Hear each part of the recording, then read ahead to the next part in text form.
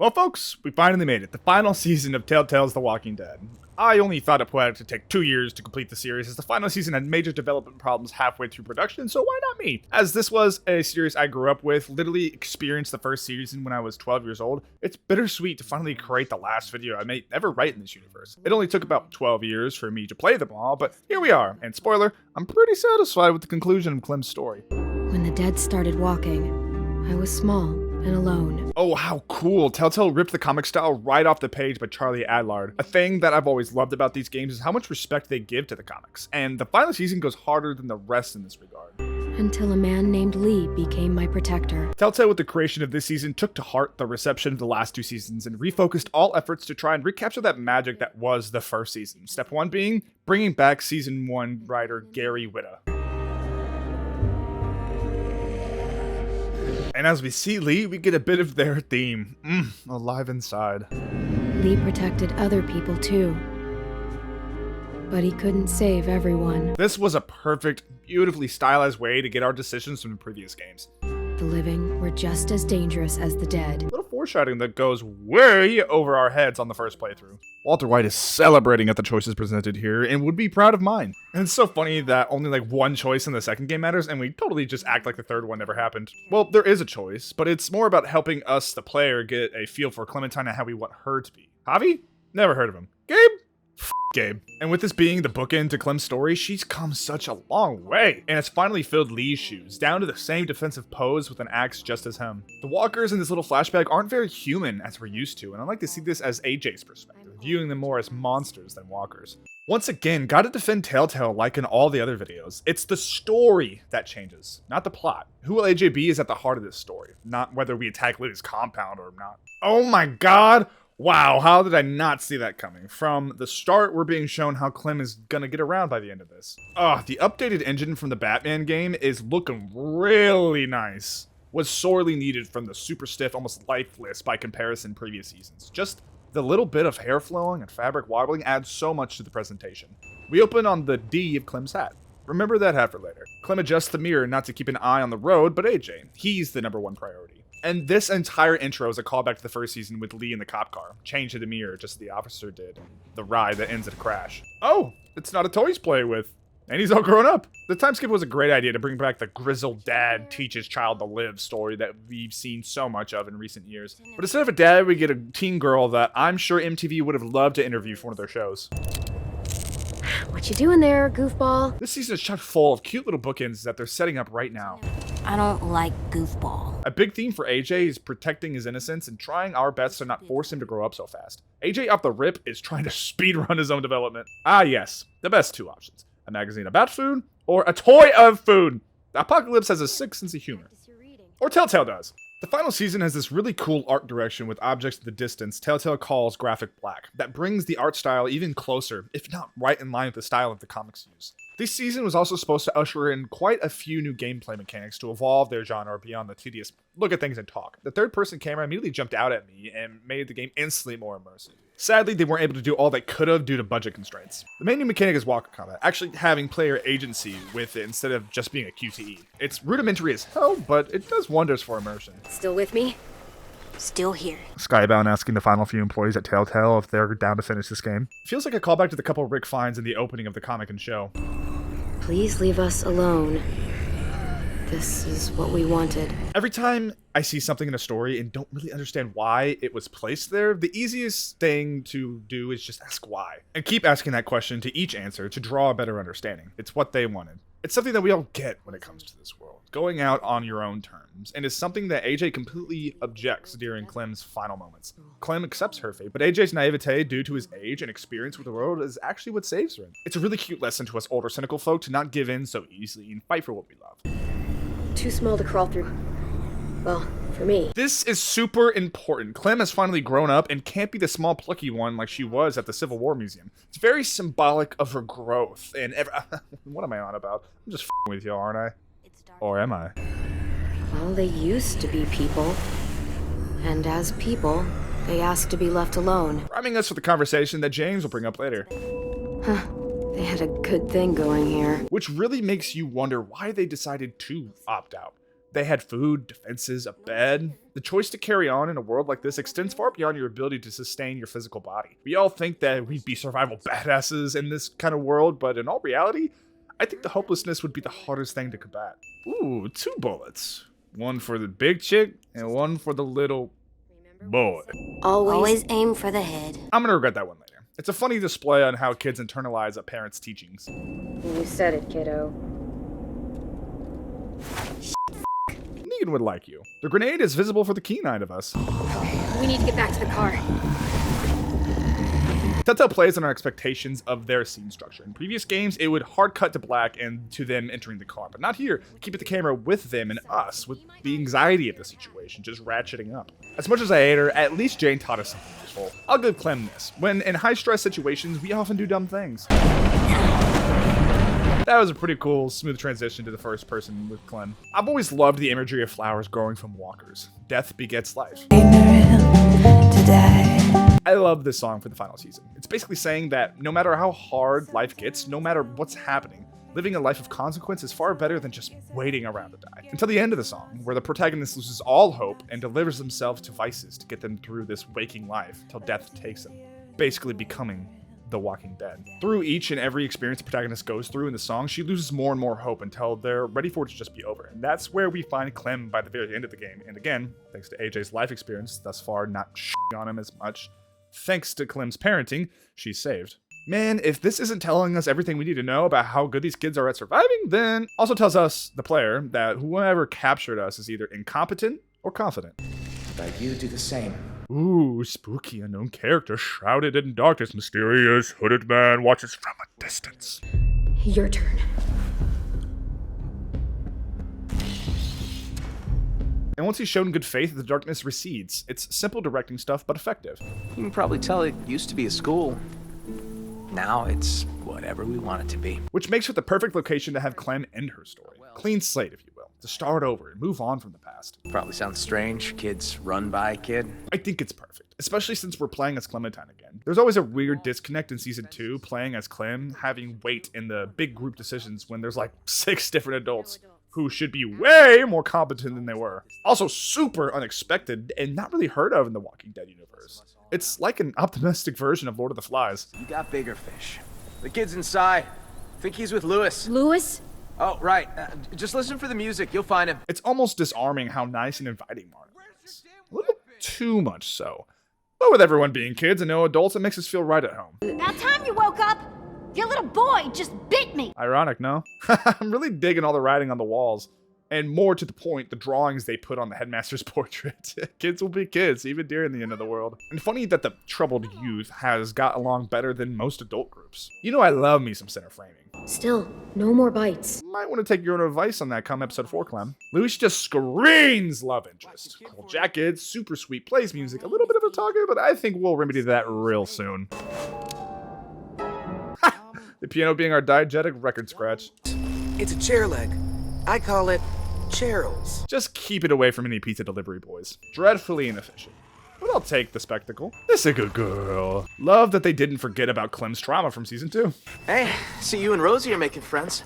Role-playing against type. We all expect the vicious pit bull to be a boy named Tank or something. At least I do. I got bit hard in the ass by one named Tank as a kid. But it's Rosie, and she's the cutest.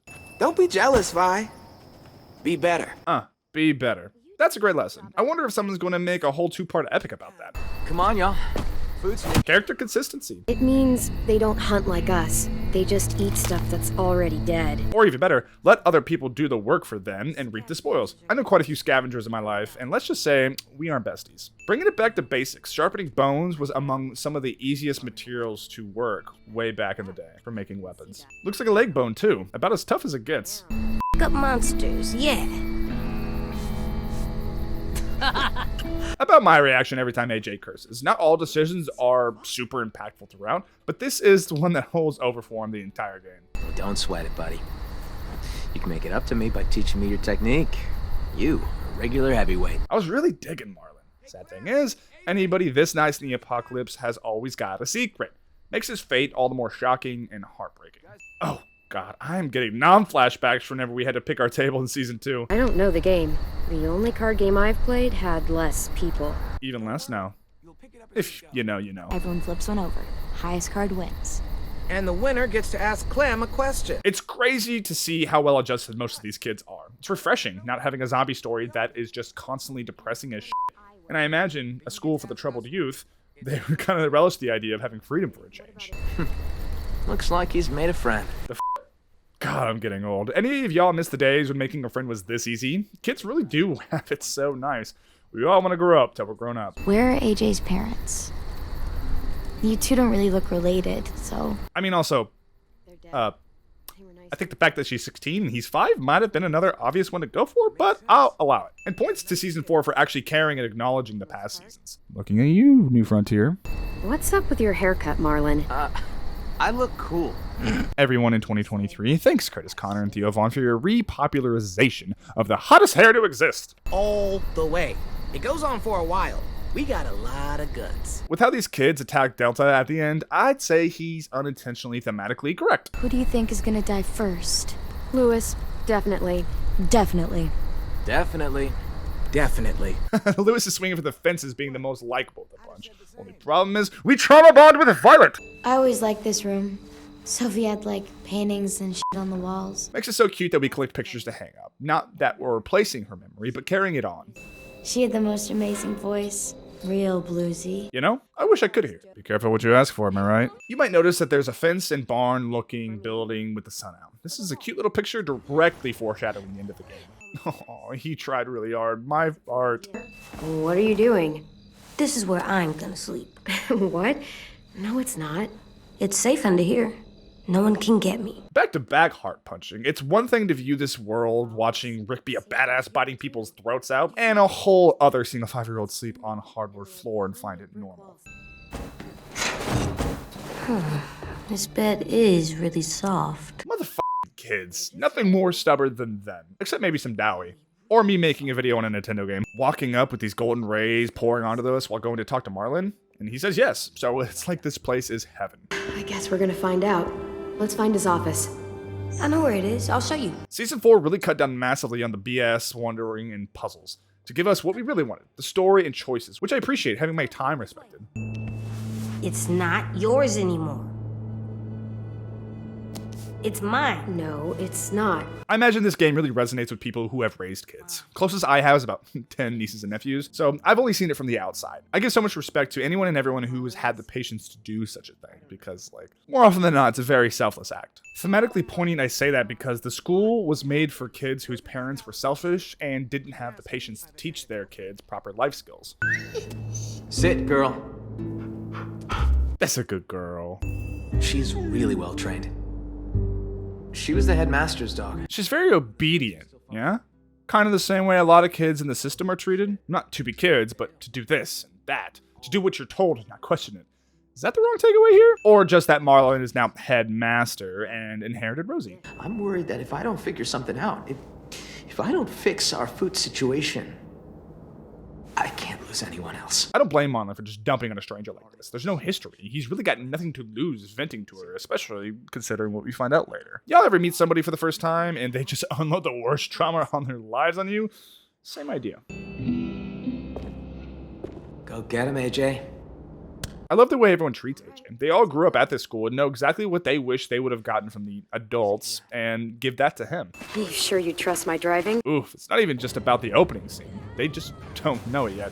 Sorry about that one, Kenny. The most unceremonious death I've ever seen in a Telltale game, and I still don't forgive! Or a busted carburetor, or flat tires, or the transmission. The writing here really is a step above New Frontier. I liked Javi, don't get me wrong, but that was about it. We totally get the dynamic between these two, and love that Brody just ignores Violet every time she's pettier than Dr. Lingard when you refuse to kill him. They're swimming against the current. Guess they don't realize it makes them easier targets. Kind of like the kids going up against Lily's crew instead of going with the nature of the world. Or even that Lily's boat fort at the end is on the water saying, "We're right here!" The Grand Canyon. What? That's where I'd go. Growth. Love to see it. Is this a Bible page? We can never really escape religious zealots in a zombie apocalypse, can we? So what do? Eat rocks? You can't eat rocks. I think AJ and Jax would be great friends. You're loud, dramatic, a little annoying. You're basically a walking distraction. Feels like my sister talking to me. I'll do it. But if I die, I'm making sure Walker Lewis eats both of you first. I love this guy. Definition of using humor as a coping mechanism. Playing hide and seek, are we? Now that's impolite. I was gonna say, kids really aren't the best at picking up social situations, but I'll hand it to them. Probably the best play they got. Clem's been teaching him well. Took y'all a while.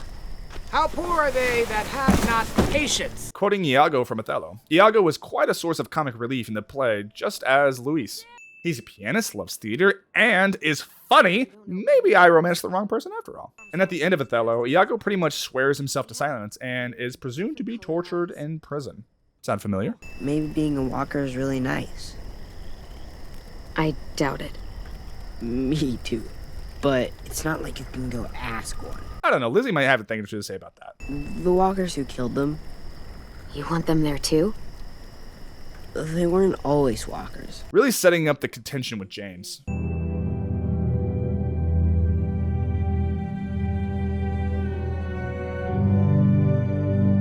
God, I can't get over that theme. It just brings me back to my childhood, back to the magic that was the first game. First impressions really do make a big impact. Telltale did so like no other game did, which I think is why I've always been so bored during the following seasons. Lee and Clem are just so damn compelling. Oh, I almost forgot. Aw, he likes us. It's yours. It's ours. Comrade!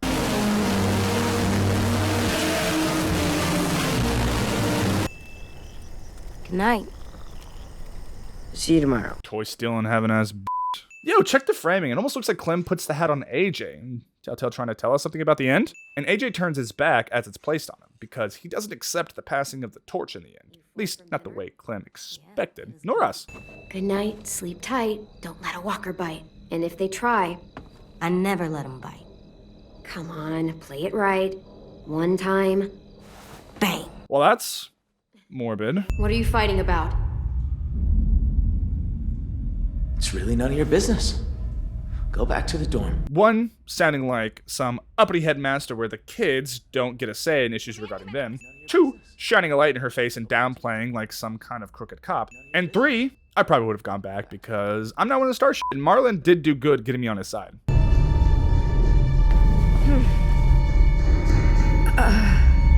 What'd you say? GGWP, Marlon! Shut up! Come on, Brody, we can fix this. Is he concerned because, like, he killed one of his own? Or that the secret is death getting out? Both. Clem, you're in danger. You and AJ both. What danger? Marlon will kill me if I tell. Yeah.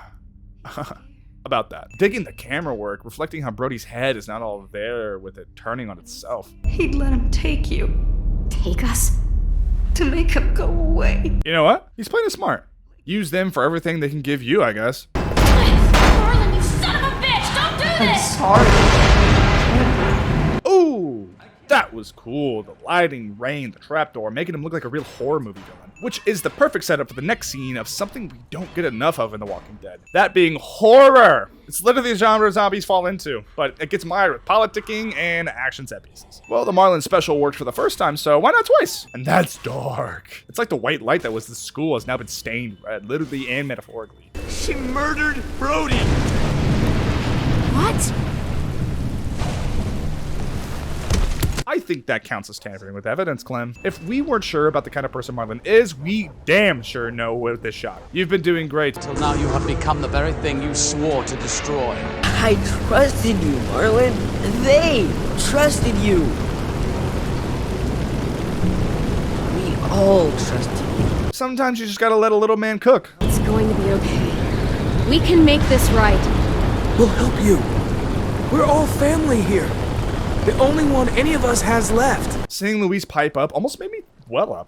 I'm a firm believer in second chances, and we gotta remember that Marlon is still so young. Granted, I wouldn't put these decisions above an adult to commit, but desperation is one tough thing to deal with. Fine.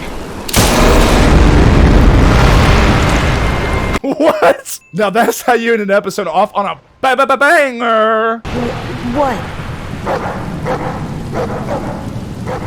I aimed for the head. I f***ing hate kids. I'm kidding. But yeah, you say one thing and chances are they're gonna interpret it in their own way. And I think, honestly, AJ did what we all wanted to do. I thought it would be super interesting seeing Marlon's redemption arc or something, but this totally beats it.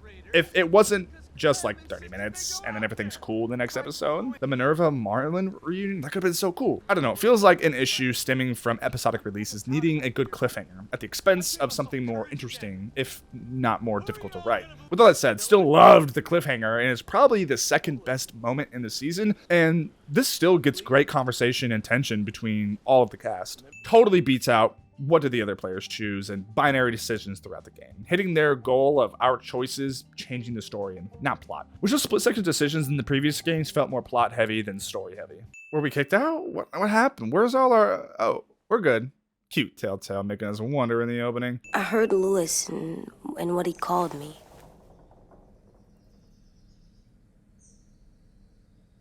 Am I a murderer? So that's how we're gonna start episode 2. Okay.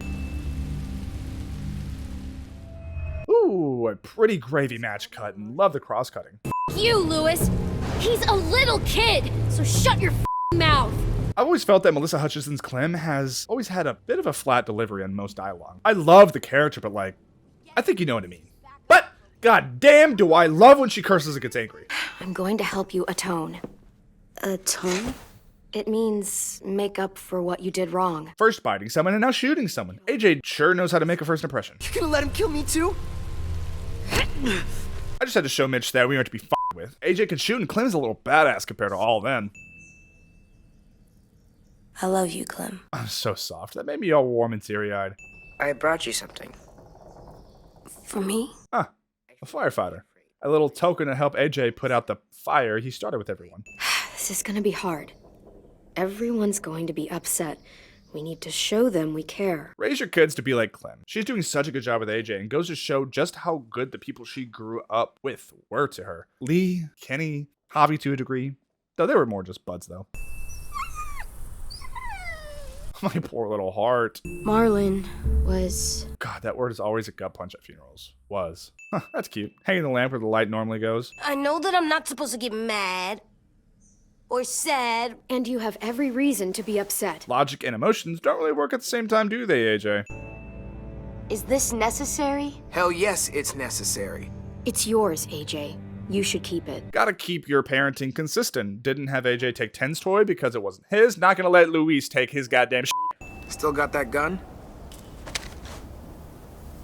Just try to be more careful with it, okay? Luis can't help but be the good guy, can he? Frickin' Jane coming in once again to save us. Your friend might get her head blown off. Abel. Oh, his name is Abel, eh? Smoke cigarettes using the Bible, having heterochromia. All add up to the quickest corruption of what should have been the softer of the children of Adam and Eve. Could be an indictment on what this world does to people, what would have happened if Abel survived instead of Cain. Spoilers, sorry. Or that he gave up his firstborn to God, and Marlin gave up a part of his flock to Abel's group. The first adult we see in the final season. Don't! Oh God, last time I saw a female protagonist in this exact position, I got my heart ripped out by the most jacked person ever to be afraid of heights and play golf all at the same time. We're looking for a kid. Runs a community near here. Cute that Telltale gives us a chance to figure out who this is. Give the audience 2 + 2 and a chance to figure it out before giving the answer.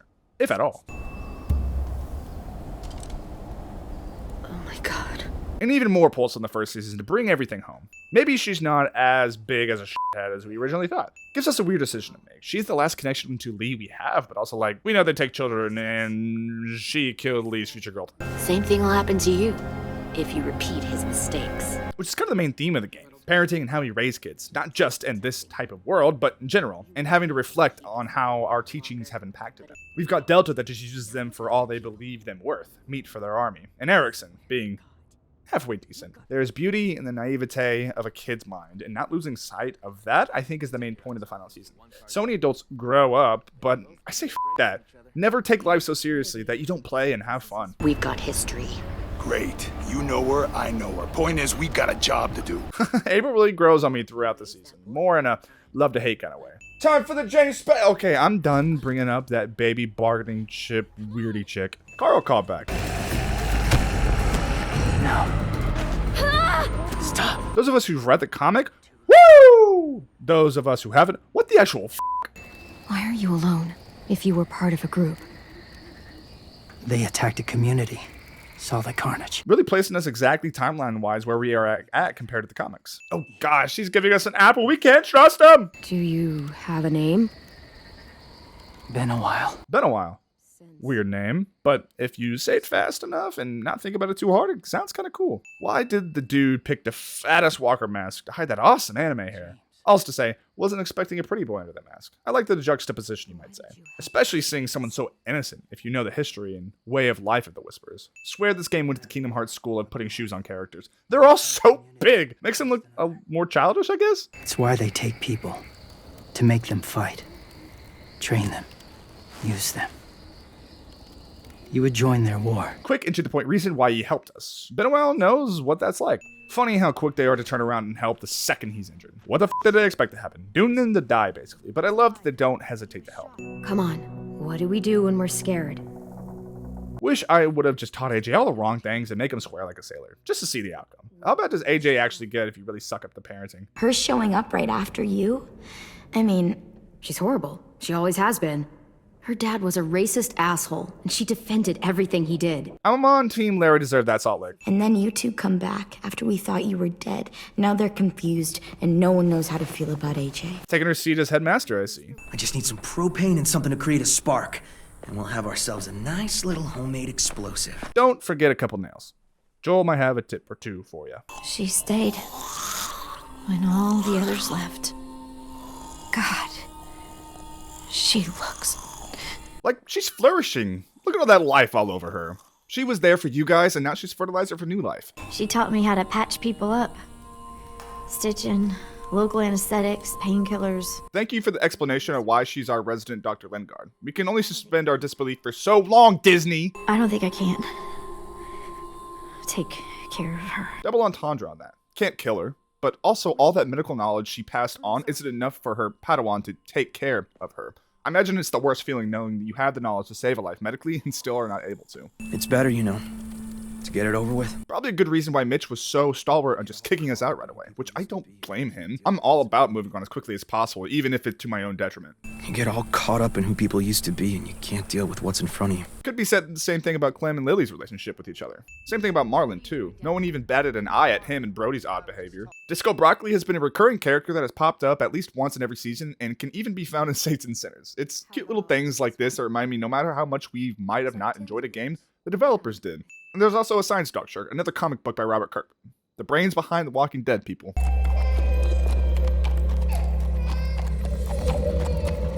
Oh, hell no. Crying babies in dark, rundown places is a big mad egg from me. It's also a black horse. We'd imagine to be white for death that seems to be coming, but no, it's famine. Which I like to think it's not just about the scarcity of food, but the scarcity of many things. All the zombie apocalypse is a famine of food, hope, people. And we see it as it's heading towards AJ, a baby who for sure is going to be a drain on our resources.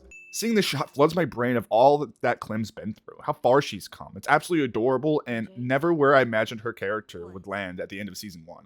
And if you think about it, children have always been at the heart of this series. Everyone who has kids or children and how people will do the worst things or the best things for them. Clem, Duck, and Christus baby juxtaposed by Molly, Crawford, and the Stranger. Season 2, we've got the Kenny-Clem dynamic, and of course AJ is born, and the whole Carver thing. Season 3, Clem searching for AJ and Javi with Mariana and Gabe, plus Kate wanting more kids. We get to see all sorts of sides about how children will affect us in this world. Don't know how much putting Walker heads actually helps the fight, but maybe a little bit of psychological warfare to show these kids are to be f***ed with. He's probably missing because my man's isn't using a release for his compound bow. Seriously, that thing has got to be like 20 pounds or something to be pulling it back like that. It's the apocalypse though. Shows how down on supplies they are.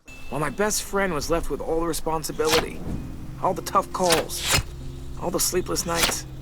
Neat editing with the arrow constantly missing, adding to his mounting frustration and regret. I'm doing watch, Clem, for danger. Like patrol? No, Clem. Lookout's totally different than patrol. How so? You don't walk. Oh, right. Testing AJ and getting his brain working. It's the reason schools have us show our work. It's one thing to get the right answer and a whole other thing to know and explain to others how you got there. I would, flip James. That's an interesting choice. Funny. You pronounce horrifying differently than I do. Didn't you say he wore skin? Yo, don't kink shame. Everyone likes to play a bit of dress up here and there. I think walkers won't always be around. They'll go away someday. 'Cause the world goes in cycles, right? Ice Age, Stone Age, some other ages. So it's like that. This age will end. and another one will start. Sounds like a defense anti-global warming people use. 10 is low-key is smart as hell. I completely believe that too. Nothing lasts forever. It's a scary thing to think about sometimes. The world as we know it has only been this way for less than 100 years. Think about that. Planes were commercial in the 30s, space exploration in the 60s, the internet in the 80s, and the complete weird rise of having the world's knowledge in your pocket wherever you go in the late 2000s. This all happened in a possible one person's lifetime. How long can this be sustained? If Rome can fall, so can we. We progress so quickly, it can all leave just as fast as we see with The Walking Dead. Bell tower's giving PTSD. Ben! Let's make some up. Come over here. You can sit down without falling to your death. At Ben. Yeah, that's a good one for you. Wish everyone would have seen all that sooner. This rooftop scene is our obligatory calm before the storm, but it's done so well. Just stargazing and the ambient sound of the wind is calming. The final season has quite a bit of downtime where our characters just get to be with each other. It's definitely not for everyone, I imagine, and it wasn't for me, but I can still appreciate it. Everyone here wishes they could fly away from all of this. Maybe we'll learn to fly together someday. Giving me some real rocket energy here, Violet. It's just, I've watched people leave before. As she opens up to us, her physical body shifts and makes herself more open. I really hate that catch. Spoken like a true kid. Or me when I stub my toe. Any final words of wisdom? You've faced them and won, after all. Well, sort of. No matter what happens, look out. Just to keep us humble, remind us we're still outmatched kids, right? We'll find them, Clementine, and then we'll take them. And you. Lily! Clem! This is why Detroit Become Human is my absolute favorite choice-based game. There is no failing. I wholly expected for something to save her, or just wound her, but no. Not to say this is horrible. Lily did say if we move to shoot us, and she totally meant it, and I guess I deserve to die for that. Oh god, Jesus. The Walking Dead finally lets characters die again. I like her choice of knife. That's called a K-bar. It's a Marine's best friend. You up close. I'd rather have this than any firearm. Abel cannot catch a break against Clem. Goes to show what happens when you underestimate somebody. See what I mean? Hey, AJ's waiting for you in the basement. We got Abel tied up tight. He's alive, but he's out cold. You're telling me we left the new little psychopath alone with his character arc uncompleted? He doesn't frighten me. But when he comes here, I call dibs. I could so go for a continuation of this story playing as AJ. Dude's a little badass. It's a bloodbath. One community against another. From Richmond to the coast. Huh, so Javi's at war right now. Betty wishes he had a military man on her side. Oh, wait. Too soon? Back at the Delta, we're at war. With some really sick who make me look like the Virgin Mary. Abel brought out his religious talk, of course. Whatsoever parteth the hoof and is cloven-footed, and cheweth the cud among the beasts, that shall ye eat. What the f***? Is this code? No, it's Leviticus.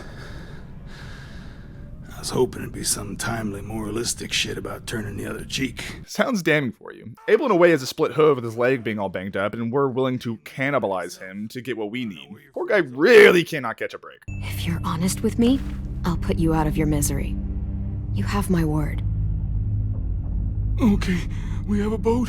We're docked a few miles west of here. It's really amazing how my sympathy for someone can turn on a dime when you hear a voice crack and some desperation. I've gone from hating Abel to finally having a moment to reflect and feel like the bad guy. Abel is obviously a very religious man who pulled himself up from his bootstraps. My whole life, everything I ever got, I got with my own two hands and my will. To now see him like this feels far too cruel for someone who lost their way through circumstances completely outside of their control. The world going to shit. War, survival. AJ, don't look away. I want you to see this. I just had to have my Ned Stark moment. Sophie. Is she alive? She died protecting the Delta. A hero. Man, does it sound like the Delta is doing a good job on giving their soldiers that war perspective. I'm damn sure they were not about it when they first got taken. They called it collecting.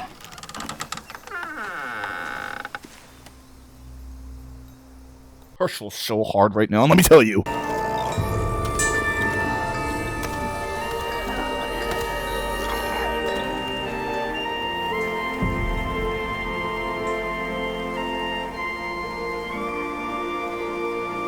The music is definitely doing the heavy lifting to make us empathize, but it really does add an elevate to help us understand James's worldview. And just for a second, I understood his side. Things kill things all the time to eat. Why should these creatures be treated any differently?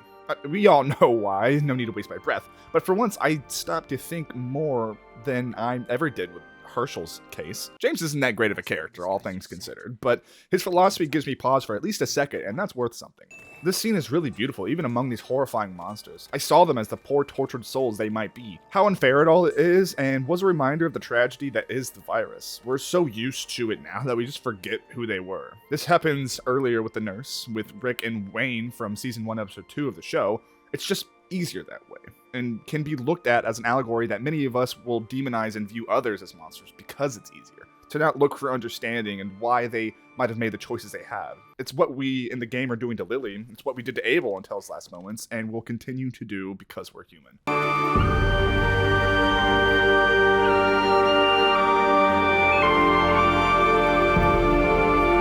And the music, once again, is probably the most beautiful piece of score to come out of all 4 of the seasons. And the way their eyes look so sadly human as they look up at nothing but a pieced together wind chime. I'd never had more sympathy for the walkers than right here. Seeing them just attracted to a noise, it really shows how impersonal their asphyxiation for us is. This scene is also more about remembering the people that the walkers were, not just what they are now. They are called monsters, more than ever in any Walking Dead media, to cement that idea before reaching this scene. And this scene really reminded me that this is the end of Clem's story, and you can see in her eyes that she's feeling the same things I've talked about. But to think she went from a scared little girl in a treehouse to now fighting tooth and nail for her family, to now walking among the walkers with no fear. One last thing, the cinematography here is just gorgeous and perfectly matches with the music. The lighting too. The crew didn't pull one punch with this scene. I think it's important to also remember this location and scene for what comes at the end of episode 4. That's what's crazy about writing scripts for games. I'll go 30 minutes or even an hour only writing maybe 2 or 3 lines, but then you get a scene like this, where over a page of wins just comes from it, and it's why we love masterpiece movies. Much easier to keep that high bar of quality over 2 hours and just have it be relentless with scene after scene. But games got it so much harder to do it for so much longer, and not always do they hit, but when they hit, there's nothing that a film or book can do to hold a candle to it to me. It's why games will always be my favorite medium for storytelling, and why this channel will keep going through thick and thin. Any different? At all? Yeah, I do. They're still just monsters.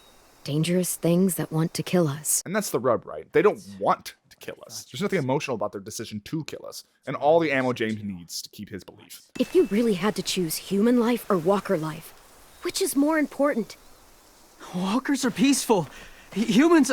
James is a damaged character. I don't think Telltale ever wanted us to come to his side or ever have Clem join his beliefs, hence why we never even get the option to be like, oh yeah, I get it, cool. And his reaction here clearly is coming from a place of trauma. All the people he's killed, the time with the Whisperers. It's why Clem and AJ just recently talked about dealing with trauma in the previous scene. So AJ is primed with that knowledge, and it's at the forefront of our minds when trying to get through to James. Just another way of saying party. I know it sounds strange, throwing a party, but people need something to lift their spirits right about now. Which we do constantly, is why we're shown the couple at the start of the game. People who couldn't keep their spirits up. But these kids, man, are they great at it. I can't live with you not with me, Clem. I know we've talked about it so much, but don't make me. Alvin Jr., you know you're not supposed to talk like this. You know you're in trouble when Mama pulls out the Junior. Like on the inside. If you got bit and then bit me, then maybe we'd still be together. Kind of a weird hope for it in the afterlife, but I can see it. It's the most tangible way to live on after death in this world. And that might be enough for some people. Like the couple at the start. Nothing that makes you would be in there. This is why Robert Kirkman doesn't like episode TS-19. Jenner deliberately says this scientifically to Rick's group. There's no pondering about it anymore, and James is just wrong. Minnie, the real Minnie, she's gone. See what I mean about demonizing people to make your choices easier? It's exactly what Violet is trying to do. It was in some garbage behind one of the dorms. I had to blow it up, and that was pretty gross. But look, it works. I love this kid. Green's calming, but purple might be nice. Well, purple was my dad's favorite color. Did y'all expect anything less from me? I have an idea about how to stop those assholes coming back to the school after we've rescued the others. Oh, he was the most heartbreaking of Mitch's death, and now is going to carry on his legacy with the Boom Booms. Okay, AJ with the moves. Surprise, dummies. I mean, he's not wrong. That might have been the last thing I'd expect him to write. We weren't good people, Clementine. But it still doesn't mean that we should have been left here to die by the people that were supposed to take care of us. Isn't that the damn truth? Even out of the apocalypse. I've got family going through something really similar with the system right now. Literally throwing them out because the faculty can't handle it. There's also not a catch-all metric about how kids end up in places like these. We've got Violet, who was just shipped away because her parents didn't want to deal with her trauma, and then Luis, who facilitated a divorce as revenge against his dad. Completely different situations they're going through, being treated and cared for under the same roof, and forgive my ignorance if that's the case, but I'm going to go out on a limb and say that these two need very different types of help. Help that is going to be hard to find in one place. All this to say, it's so interesting that it's when these kids are forced to govern themselves that they finally find some growth in their peace with their pasts. Do you guys remember when Minnie would sing us Don't Be Afraid? The second time bringing up her singing. Wonder if this will come in a third. Oh wow, we just go from the party to... Oh my god. They brought him back, it's Lee! Hey, Sweet Pea. Like, not a day has passed for Dave Fennoy. My god, is the updated engine doing work for the beautiful man that started it all. And I love how he just looks at Clem and smiles for a while. It's like he's smiling at us, the players, while we cheer and cry to see him. You always pick the train. Because this is where it all started. She lays out what happened, but I definitely think the subtext is saying more that it's because it was the first big bonding moment between these two, where Lee really stepped up to be a parental figure with her. Oh, Sweet Pea, you know you always get like this before something big. Oh, I love that she's been talking to Lee throughout all these years. And it seems Lee has really gotten to understand her more than ever. It's like he's not really gone anymore. You've got people that need you.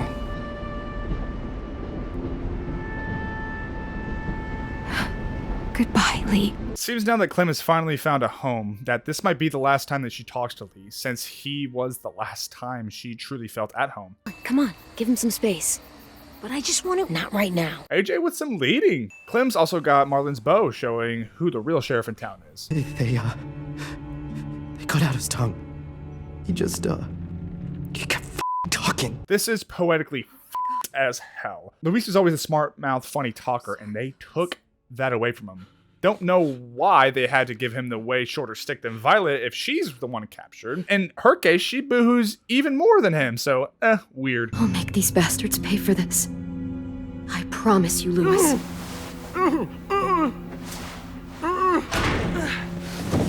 Jesus doesn't hurt to see how broken they made Luis. From always Mr. Positive to now afraid of a thud. Minerva. Open the door. Something interesting is that Minerva is the goddess of not violence, but specifically strategic war. Hence why she is the one who survives longer between her and Sophie. She's also a goddess of music. So there's that. They had hot showers, clean clothes, beds. They were given guns and trained to use them. The people there were kind to these girls. All that was asked in return was that they help defend the group. Well, when you put it like that, it sounds like a humdinger of a deal. Maybe this Delta thing isn't too bad after all. What happened then, Minerva?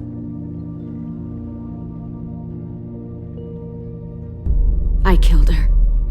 Well, I never said what she did to survive was ever good, though. After seeing that she was helping Sophie escape, did the one thing to save her own skin. What have you done to her head, you psychotic?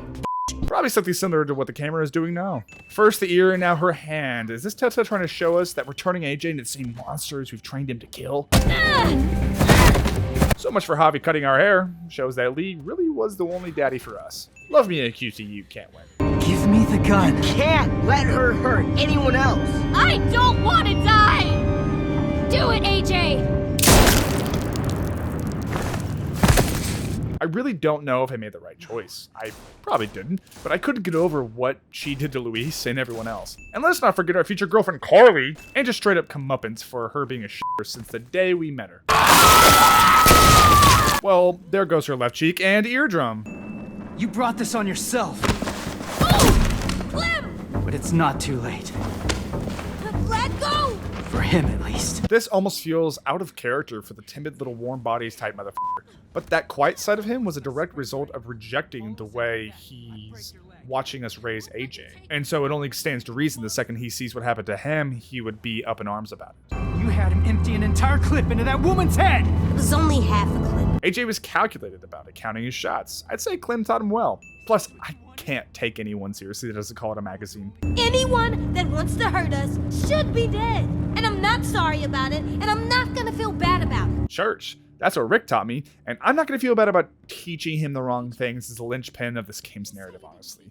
Most of us already came to this game knowing how we feel about the subject, so this whole conflict with James feels so Points to Daddy Rick for ruining my mind and killing in the apocalypse. The night will be over soon. We finally get the terrifyingly awesome payoff of Minnie singing. And she looks so badass, being like an intelligent walker leading her pack to us. Ironic that Minnie is using the axe, kind of the symbol of protecting your child between Lee and Clem, now trying to use it to kill Ten and protect him from this world. Oh, she's got thick boots. I'm sure she's fine. There's no way they're gonna kill off Clem, right? Right?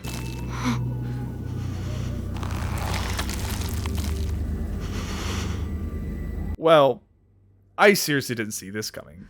I feel like I should have, but I didn't think they'd have the pulse to do it. That's before I knew about the fake out. This is about the reaction I'm sure most of us would have after 4 years into this kind of world. Internal shock and almost immediate acceptance. Keep moving forward. Keep moving. Oh! Echoing Miley's final words to her. And she's now taking control of the axe to protect AJ. Oh my god, we're definitely transitioning to playing as AJ. Yep, this definitely feels like the end. And just like the end with Lee, it's up to AJ to protect them both and learn some final lessons. And now we've got Clem in the same position as Lee was, coming full circle and completing her arc of passing on all she's learned from Lee to the next generation. Please, try. I think I gotta win every parallel. It's the end of Clem's story. She can't get up, just like Lee. Got any more ammo? There isn't any more. Okay, then. They couldn't just made it easy like Lee, could they? Just had to pull every little thread they could to make this as terrible as possible. I don't want to go. I just want to sit next to you and stay. I'm pretty sure this is the same barn that these two were at earlier, and now he's talking about being just walkers together. James and the scene did make it seem peaceful. The two of them locked in here together forever. It's a bittersweet thought for sure, but not a solution. No.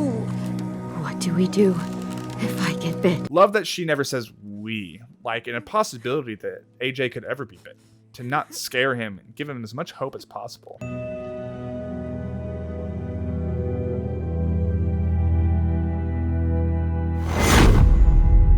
This works best when Clem asks AJ to kill her, since the other way really makes it more obvious that he cut off her leg. I totally bought that Clem was gone, especially with the way they do the scene after the next. Clem shoots this lady exactly how AJ shot Lily, same spot for the same reasons, saving each other. No, no.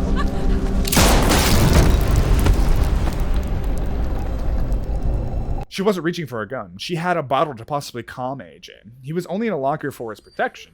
This entire scene is viewed as Clem saving AJ from the ranch, but in all reality, she's only saving him from the attack and killing innocents on the way, traumatizing him. His only other mother killing, possibly his only other one. It makes us wonder if Clem did the right thing, and depending on our choices throughout the game, if she's the best for AJ. Seeing AJ like this is heartbreaking. It does a lot for us understanding their hardened relationship together. After going through something like this, there really isn't any room for playtime or drawing and anything like that, which looking around the room here was something he kind of got from the ranch. I think that was a big reason Clem was put at Erickson. They are both troubled youth to a T with what they went through at the ranch. They needed all that downtime playing games with the kids and having a party. The placement of the scene has been a point of contention this season, and after some thought, I don't think there was really any other place to place it. You could have spliced it in each episode with nightmares or something, but seeing the whole thing straight really gives a better picture of how much this traumatized AJ and also Clem. The one take of him seeing all the horrors that he can only assume that Clem did it all. It's way more powerful being one scene. And we see it directly after Clem dies. And I feel like it highlights the guilt that AJ felt in the previous scene. She was able to save him, but he couldn't save her. And we get an exact idea where AJ's triggers came from. Being walked up behind loud noises, feeling threatened. The saddest part of all these is that all of them came from Clementine. And it's all over her face if she did the right thing. There's no sound of fighting anymore. She didn't have to kill that woman. Everyone thought you died because, you know, You're you. Way to keep it gentle, AJ. I love how AJ's choices are visually different to illustrate just how different things are. And the perspective they're written in. It's not just 3 different phrases to respond in, but the way AJ feels about things and responding with his feelings and thoughts. And honestly, I like that approach way more. If you're already gonna kind of say what the option I select, better just give me the feeling and thought attached to it than just a half-ass put together version of the sentence. I found this way down the river. Sowing more doubt that she's really gone. You should wear it. Nah, my hair's too big on my head. Oh, makes us think that he's still too upset, but nah, she's just waiting for us back at home. Take us back, oh. Take Us Back by Alila Diane, the name of this final episode. A song that speaks of a terrible storm, but of the hope that follows after, to rebuild together after a terrible thing that's happened, i.e. Clem's leg and the ranch. It also feels a little meta for Telltale, as I'm sure many of the team wish they could go back to the days when the studio first started up. They keep us on the hook for so long. It feels like AJ's looking back at us like, that's all, folks. And we'll do a fade out on the Erickson gate with the hope of their renewal. What you doing there, goofball? I mean, what? It was perfect to kill her off and come full circle with Lee for this series, but I'm honestly glad they didn't. We didn't need to rehash the same ending twice, and these two still have more growing they need to do together. It's definitely seen better days. You know what? You keep it if you want it. Finally passing the torch. Did you ever get to swing when you were smaller? Yep, sure did. A long time ago. Do you remember Lee making one? I'm so glad this series finished off on a happy note. Like, straight up happy. Bittersweet is cool and all that, showing the kids learning from Clem and Erickson being named after Violet's suggestion, but I'm all for Clem getting to be happy for once with all she's been through. I'm gonna need these to go anywhere. Pretty much telling us that Clem is done running, done bouncing from group to group, and it's either make this work or bust. But you wanna know something I didn't tell you? I never had a plan. I never knew where we were going. I never knew anything. Just like Lee, and more to the point, kind of like most first-time parents, just flying by the seat of their pants. Did I do a good job? Such a heartbreaking performance from Melissa. A question every parent wonders and doesn't always get to ask. And with her guilt of taking him away from someone who might have had more experience and done better, this is the best thing Clem could have heard. Of course you did. What are you crazy? Maybe a little. A lot more than a little. When we were in the barn, you didn't listen to me. And if you had, I'd be dead. There's that naive, childlike optimism I was talking about at the start of the video, coming in to save Clem's life. Some of the coolest end credits I've ever seen, and a big nod to Team Still Not Bitten. The final few of Telltale that stayed to finish this game, just for us, the fans, is front and center, as it should be. And just to show how small the team that finished the work on this game really was. It's amazing that this game ever came out at all. No better final shot to end off this series than Clem's iconic hat. So that's it. That's the whole series. Only took me 10 years to finally play it, and at the end of the day, I think I'm satisfied with Clem's story. And I do mean just that. Clem was at the heart of the series, and that got forgotten in New Frontier and really made the flow of the story really strange. So much so that I thought as a teen that they totally ditched her on that 3rd season and fell off caring about the games. After playing the last 2 seasons, if I'm honest, I really never cared about anything going on story-wise unless it was directly about Clem, which is a shame, but I can only be objective so long until my brain just refuses to not see the win. And the biggest issue I have with these last 2 seasons is it just being boring. If I'm ever playing and checking the time, I know there's something wrong, and a lot of that happened during the Erickson bits of downtime. I praised them as much as I could. Gosh darn, I had to get it off my chest. Otherwise, I think all the callbacks this season to the first was great to give some much needed connective tissue to really tie this story up with a nice bow. To not have us look back negatively on the series and be able to remember Lee and Clementine for the awesome characters they were, and the Still Not Bitten team and Skybound Games, and what they did for us. And that's not often publishers care to save a dying studio. Telltale Studios seems to be rebuilding itself, and we'll have to wait and see if there is ever a return to this universe in the future. What do you guys think about the final season? Let me know down below, and as always, drive the speed limit, drink some water, love one another. Pizza!